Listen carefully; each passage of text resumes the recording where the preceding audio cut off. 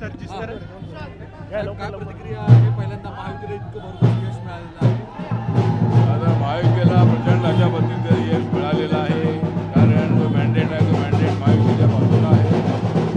नरेंद्र मोदींच्या विकासाचा जो मुद्दा आहे तो मुद्दा महाराष्ट्रामध्ये चाललेला आहे आणि नरेटिव्ह जो प्रचार करतात त्याला लोकांनी नाकारलेला आहे. संविधान बदलणार आहे अशा पद्धतीचे आपण लोकसभेला ज्याप्रमाणे आमच्या विरोधामध्ये मतदान झालं होतं, संविधान बदलणार, आरक्षण काढून घेणार अशा पद्धतीचं ब्लॅकमेल करण्यात आलेलं होतं. त्यामुळं आम्हाला त्यामध्ये नुकसान झालं होतं.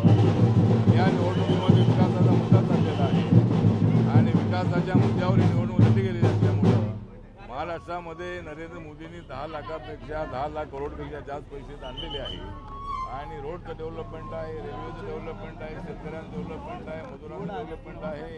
असे अनेक डेव्हलपमेंटच्या जे कार्यक्रम आहेत ते महाराष्ट्रात राबवलेले असल्यामुळं आमच्या महायुतीला प्रचंड यश मिळालेलं आहे. एकनाथ शिंदे, देवेंद्र फडणवीस, अजितदादा पवार यांच्या सरकारने लाडकी बहीण ही योजना राबवली. त्यामुळे आम्हाला फायदा झालेला आहे आणि नरेंद्र मोदींचा विकासाचा मुद्दा वेळेला चाललेला आहे. राहुल गांधी यांचा नरेटिव्ह प्रचार जो आहे तो लोकांनी नाकारलेला आहे. त्यामुळं आम्हाला आमच्या अपेक्षेपेक्षा आहे, आम्हाला वाटत होतं 170पर्यंत जागा येतील, पण आम्हाला 225, 230पर्यंत जागा मिळतील अशी आम्हाला अपेक्षा आहे आणि प्रचंड अशा पद्धतीचं बहुमत आम्हाला मिळालेलं आहे आणि महाविकास आघाडीला धडा शिकवण्याचं काम या महाराष्ट्रातल्या मतदारांनी केलेलं आहे.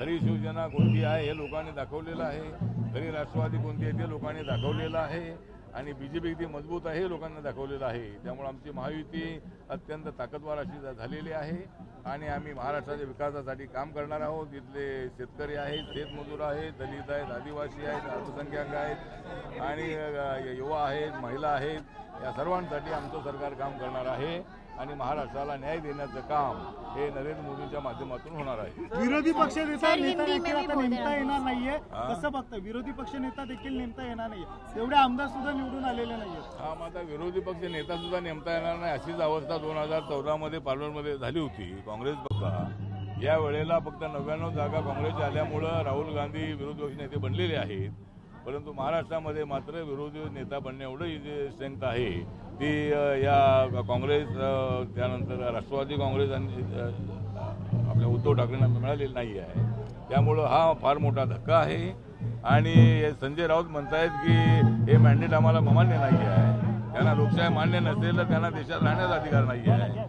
एक तर ते चांगले पत्रकार आहेत, आमचे चांगले मित्र आहेत, एवढा मॅन्डेट आल्यानंतर ते म्हणतात आम्हाला मान्य नाही आहे. लोकसभेमध्ये ज्यावेळेस तुमच्या 31 जागा निवडून आल्या त्यावेळेस तुम्हाला मॅन्डेट चांगलं होतं, तेवढ्या ईव्हीएम मशीन चांगली होती, आता ईव्हीएम मशीन बिघडलेली आहे, यामध्ये काहीतरी घोटाळा झालेला आहे. अशा पद्धतीचे आरोप करून लोकशाहीला कलंकित करण्याचा प्रयत्न करू नका. झालेला पराभव मान्य करा आणि घरामध्ये बसा असं त्यांना आमचं आव्हान आहे. सर, प्रोबेबल सीएम फेस कौन हो सकता है? आता एक तर आमच्या 3 जे नेते उत्सुक आहे त्यामध्ये एकनाथ शिंदे आहे, देवेंद्र फडणवीस आहेत, अजितदादा पवार आहेत. ठिकाणी सांगितलेलं आहे की आम्ही त्यासाठी उत्सुक नाही. तो निर्णय आमचे श्रेष्ठी घेतील नरेंद्र मोदी आणि अमित शहा, तो निर्णय आम्हाला मान्य असेल ठिकाणी इथं सांगितलेलं आहे. त्यामुळं आज किंवा उद्या दिल्लीला बैठक होईल आणि त्या बैठकीमध्ये या संबंधाचा निर्णय होईल. एखादी चारोळी आठवते का? या निमित्तानं विरोधकांना एक चारोळी सांगाल का जरा? नाही, चारोळी तर आता मी सांगितलेली होती की म्हणजे नरेंद्र मोदींचा लोकांनी महाराष्ट्रात पाहिला विकास, नरेंद्र मोदींचा महाराष्ट्रामध्ये लोकांनी पाहिला विकास, त्यामुळं या ठिकाणी महायुतीचा पडलेला विजयाचा प्रकाश आज मला दिसत आहे. निळं आकाश आज मला दिसत आहे, निळं आकाश आणि महाविकास आघाडी झालेली आहे भकास. हिंदी में भी बोल दो प्लीज, हिंदी में भी बोल दो प्लीज सर, हिंदी में भी बोल दो सर. सीएम फेस कौन है? प्रोबेबल सर पुढे ना सर, थोडं पुढे.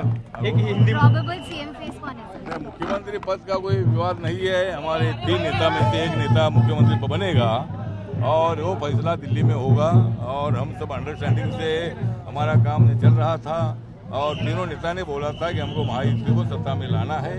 मुख्यमंत्री पद का विषय आज हमारे सामने नहीं है. जब बहुमत मिलेगा तब मुख्यमंत्री पद सोचेंगे और माननीय नरेंद्र मोदी जी, अमित शाह जिसके संबंध में निर्णय लेंगे, जो भी निर्णय लेंगे वो हम सबको मान्य रहेगा. Thank you.